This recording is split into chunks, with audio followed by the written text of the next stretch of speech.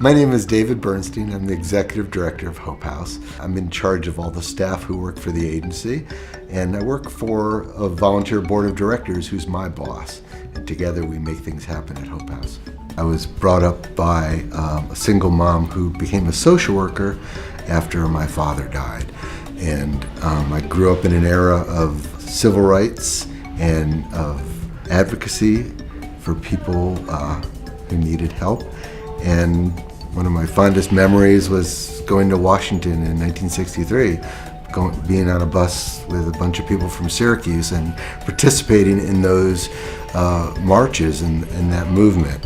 When my block was integrated in the early 60s, my mom instructed me to go down to meet the new neighbors and be their friend and welcome them to the neighborhood. And I'm still friends with Merlin, 40 years later or 50 years later.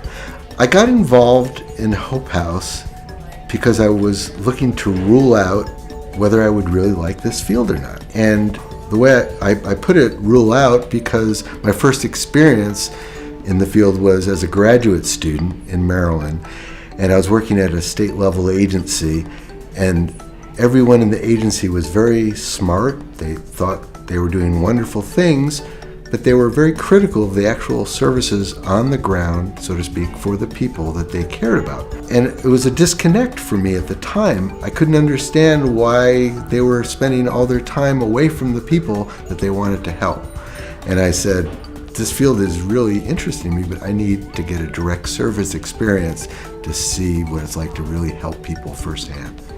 When I got to Hope House, I saw a fabulous energy and spirit, yet there was a missing know-how of how we're really going to actualize what the agency has dreamed about.